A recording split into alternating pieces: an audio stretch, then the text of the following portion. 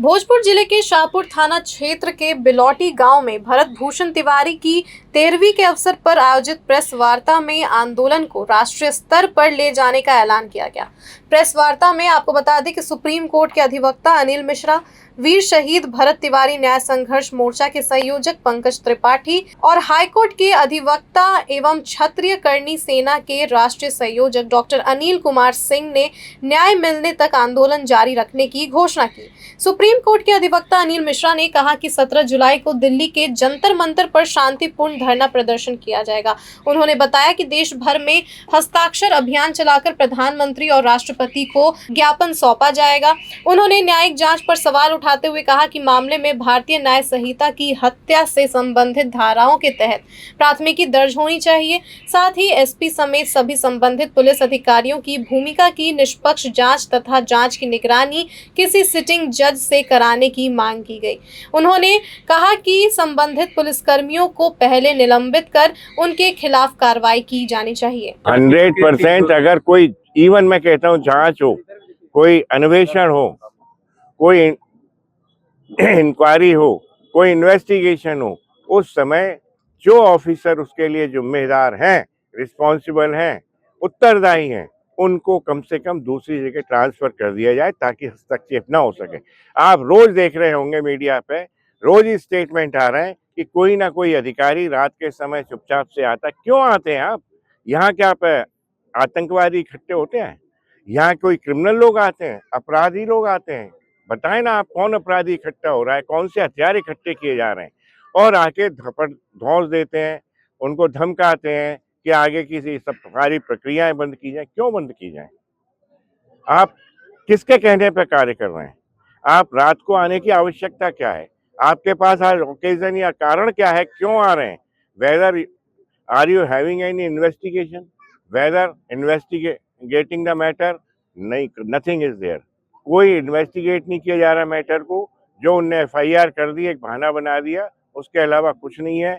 बल्कि 22 वर्षा I can say कि वो हमारे इसके परिजनों को, भरत तिवारी के परिजनों को, और जो गांव के लोग हैं, विलेजर्स हैं, रस्टिक हैं, उनको डरा धमका रहे हैं। इसके अलावा कुछ नहीं कर रहे। आपने जो सक्सेस बताया उसमें एफआईआर नहीं हुआ, लेकिन जो 3 पिस्टल्स हैं, एक आरोपी का पिस्टल और जो जिनसे और गोलियां चली है, उसको फॉरेंसिक जांच के लिए भेजा गया। इससे जांच कितना प्रभावित होगा? बिल्कुल, पहली बात तो ये है कि ये स्पष्ट वीडियो से ही होता है, उसमें कोई एक्स्ट्रा एविडेंस की या एडिशनल एविडेंस की आवश्यकता नहीं है। लेकिन हमें कोई डर और भय नहीं है। अगर उस पिस्टल से कोई कार्टरेज चला है तो वो एफएसएल से जांच करा लें। बाकी 2 पिस्टल की जांच हम अवश्य चाहेंगे जिनसे गोली चली, वो स्पष्ट सामने वीडियो में दिखाई दे रहा है। ये संपूर्ण जनता का विषय है, ये किसी ब्राह्मण या किसी विशेष बिरादरी, ये सभी जनता का विषय है, भारत के नागरिकों का विषय है, और इस विषय में सभी हमारे साथ सहमत होंगे। कॉकरोच भी सहमत रहेगा। अभी तक उनका भरत जी का जो है मोबाइल जो है मिला नहीं, उसके लिए आखिर क्यों चाहिए mobile? What the evidence is being collected by them? क्या आज जरूरत है डिसीज के मोबाइल की आपको? वो तो आप जानबूझ के सर्च कर रहे हैं क्योंकि वो मोबाइल में उसके पास इतने सारे आपके सबूत रखे हुए हैं। जिस भ्रष्टाचार के खिलाफ उन पीड़ित और दलितों के विरुद्ध के लिए हक में वो लड़ाई लड़ रहा था, वो एविडेंस सारे के सारे उसमें मौजूद हैं। इसलिए आप उस मोबाइल को सर्च कर रहे हैं, लगातार लोगों को थ्रेटनिंग दे रहे हैं, परिजनों को थ्रेटनिंग दे रहे हैं, और ये सिलसिला अब नहीं चलेगा। मैं आज आप लोगों के माध्यम से हमारे मुख्यमंत्री से यह डिमांड करूंगा, ये मेरी रिक्वेस्ट होगी कि कम से कम इन अधिकारियों को जो लगातार यहाँ थ्रेटनिंग दे रहे हैं, रात बिरात आ रहे हैं, अकेले में धमका रहे हैं, इन सबको यहाँ से तुरंत ट्रांसफर किया जाए। इस केस से संबंधित जितनी सूचना है फेसबुक पर वीर भरत तिवारी महापंचायत बिलौटी के नाम से एक पेज बनाया गया है। आप सभी लोगों को इस पेज के माध्यम से आगे सारी चीजों की जानकारी मिलते रहेगी। देखिए, हम लोगों का तरीका पूरा संवैधानिक है। हम लोग संविधान के रास्ते पर चलते हुए अपना विरोध दर्ज कराएंगे, अपनी मांगों को मांगेंगे, अपने लिए न्याय मांगेंगे। हम लोग इस तरह के किसी भी तरीके को न सपोर्ट करते हैं, न हमारे लोग इस तरह के काम करते हैं। कोई बाहरी लोग इस आंदोलन की दिशा को भटकाने के लिए अलग अलग टाइप के प्रयास कर रहे हैं कि किसी तरह इस आंदोलन को दिशा भ्रमित किया जा सके। आप लोगों के महापंचायत बुलाने के बाद 5 जुलाई को कुशवाहा महासभा का आयोजन किया जा रहा है, जिसमें कई बड़े दिग्गज पहुंच रहे हैं। क्या लगता है जातीय विद्वेष इस घटना के बाद फैल रहा है या फिर लोग अपनी अपनी रोटी सेक रहे हैं यहाँ पे? देखिए, हम लोग किसी राजनीतिक फायदे के लिए काम नहीं कर रहे हैं। हमारे साथ दुर्घटना हुई है, हमारे साथ अत्याचार हुआ है, तब हम ये कार्यक्रम कर रहे हैं। कोई सारी राजनीतिक पार्टियां समय समय पर अपना राजनीतिक कार्यक्रम और महापंचायतें और लोगों को बुलाना जातिगत करते रहती है, उसी तरह बाकी सारी भी होगी। हम लोग तो अपने दुख में हैं और अपने दुख का निदान चाहते हैं। आप लोगों ने कोई मोर्चा का नाम दिया, क्योंकि आज से आप लोग संयमित रूप से पूरा बंद पे चलेंगे, दिल्ली तक जाना है जी मोर्चा आप लोगों ने सरकारनी के बारे में विस्तार से बता दें। जी, इसमें 18 कमेटियां बनी है अलग अलग, लेकिन अभी 17 कमेटियां सस्पेंड है, जब तक एक कमेटी का जो हमारा मुख्य लक्ष्य है न्याय को पाना। इस न्याय वाली कमेटी के अध्यक्ष भैया हैं, इनमें 21 वकीलों की कमेटी बनाई गई है, जिसमें मैं संयोजक हूं और उप संयोजक के रूप में भरत जी के पिताजी श्री काशीनाथ तिवारी जी, कोई उप संयोजक, सारी कमेटियों का उप संयोजक इनको बनाया गया है, संयोजक हमको बनाया गया है और बाकी लोगों को अलग अलग अध्यक्ष बनाया गया है 18 कमेटियां, लेकिन 17 कमेटियां अभी सस्पेंड हैं। जब तक हम लोग न्याय पा लेंगे तो बाकी भरत के सपने कैसे पूरे हों, भरत जवनिया के बारे में क्या कर रहे थे, भरत के क्या विचार हैं, उन सारी बातों पर हम आगे आएंगे और अलग अलग भरत के प्रतीक के रूप में मान के भरत की अभिलाषाओं की पूर्ति के लिए आगे काम करेंगे। इस केस में अगर हम लोग देखना चाहें, भाई ने कहा ही है, कानूनी लड़ाई और सड़क की लड़ाई दोनों लड़ी जाएगी। क्षत्रिय करनी सेना हर उस जगह खड़ी होती है जहां अन्याय और अत्याचार होता है और इसका पूरा प्रतिकार करती है। हम संविधान का आदर करते हैं, लेकिन आपकी अभिव्यक्ति की स्वतंत्रता और आपका एक्शन यह तय करता है कि आप कितना संविधान को मानते हैं। उस हिसाब से हम भी संविधान को मानेंगे। यह एक बात हुई।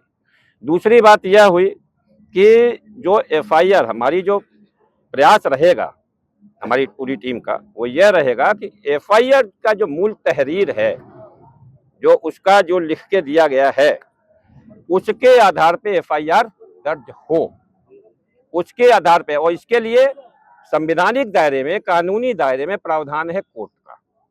कोर्ट ने आज हमें CBI जांच को मना कर दिया है, लेकिन हम उसको लेके जाएंगे ना। CBI जांच की जरूरत नहीं है, तुम इस FIR को हूबहू दर्ज कराओ जैसा परिवार चाहता है, इसमें तो कोई शंका नहीं है।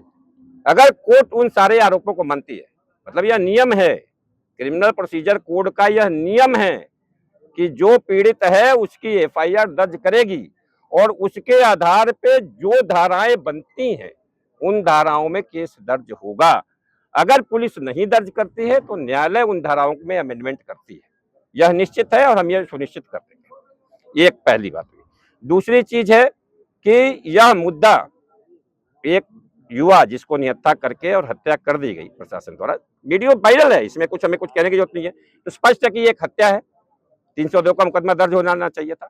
और इस वक्त में भी हमारी टीम यह सुनिश्चित करेगी कि 302 की धारा में मुकदमा दर्ज हो और जितने पुलिस अधिकारी है, जितने लोग हैं, उनको तत्काल प्रभाव से होम मिनिस्ट्री सस्पेंड करके लाइन हाजिर कर ले।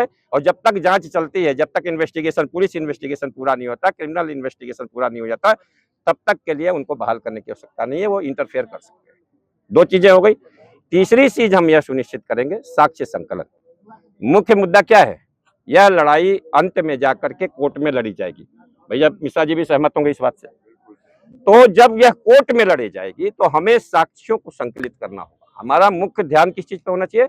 साक्ष्य संकलन पे। ये कितना भी भाग लें, कितना भी उड़ लें, कितना भी लिपापोती कर लें, इस देश का संविधान गवाह है, न्यायालयों में न्याय हुआ है, न्याय होगा और न्याय सुनिश्चित करेंगे हम। इस बात की कोई भाग नहीं पाएगा और उस न्याय के लिए हम साक्ष्य संकलन करेंगे। हमारी जो क्षत्रिय करनी सेना है, उसने एक टीम का गठन किया है जो अन्वेषण करेगी, इन्वेस्टिगेशन करेगी। पहले मैं इंडियन आर्मी में था और मैंने फौज के लिए बहुत सारे इन्वेस्टिगेशन किए हैं। हम खुद इसका अन्वेषण पुलिस की तरह करेंगे, साक्ष्य संकलन करेंगे, फोल्डर बना करके इन्होंने जिस न्याय आयोग को लिपापोती करने के लिए कहा है, उसी न्याय आयोग से न्याय न करवा दिया तो फिर हमारा नाम डॉक्टर अनिल कुमार सिंह है। न्याय लेंगे। जो लोग हैं जिन्होंने मारा है इस बच्चे को, उसको निश्चित है कि कठोरतम सजा होगी और हो कर दिला के रहेंगे, इसमें कोई शंका नहीं है आपकी तरफ से। वही आपको ये बता दें कि वीर शहीद भरत तिवारी न्याय संघर्ष मोर्चा के संयोजक पंकज त्रिपाठी ने कहा कि सरकार को 30 जून तक कार्रवाई के लिए समय दिया गया था, लेकिन अब तक कोई ठोस कदम नहीं उठाया गया। इसलिए सभी संगठनों की सहमति से आंदोलन को राष्ट्रीय स्तर पर ले जाने का निर्णय लिया गया है। उन्होंने बताया कि 17 जुलाई को जंतर मंतर पर श्रद्धांजलि सभा और प्रदर्शन होगा। इसके लिए गाँव-गाँव और शहर-शहर हस्ताक्षर अभियान शुरू किया गया है।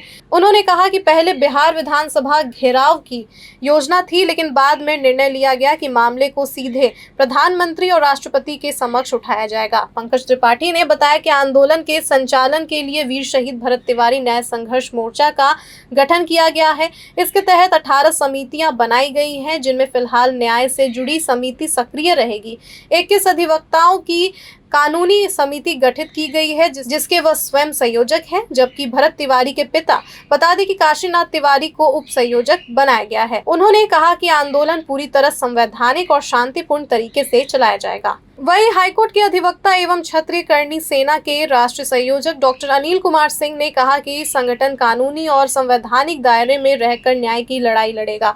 उन्होंने कहा कि परिवार की मूल तहरीर के आधार पर प्राथमिकी दर्ज कराने के लिए कानूनी प्रयास किए जाएंगे। साथ ही हत्या से जुड़े साक्ष्यों के संकलन के लिए संगठन ने अलग टीम गठित की है। उन्होंने कहा कि दोषियों को कानून के तहत कठोर सजा दिलाने के लिए आंदोलन में मजबूत पैरवी की जाएगी और आंदोलन कानूनी मोर्चे पर भी जारी रहेगा। तो आपको बता दें कि प्रेस वार्ता में तीनों वक्ताओं ने कहा कि भरत तिवारी मामले में न्याय मिलने तक आंदोलन और कानूनी लड़ाई दोनों समांतर रूप से जारी रहेंगे। 17 जुलाई को दिल्ली के जंतर मंतर पर प्रस्तावित कार्यक्रम को आंदोलन का अगला बड़ा चरण माना जा रहा है। वहीं ये भी जान ले कि आज सुप्रीम कोर्ट में भरत तिवारी केस पर सुनवाई होनी थी, लेकिन सुप्रीम कोर्ट ने केस की सुनवाई से इनकार कर दिया और हाई कोर्ट जाने को कहा है।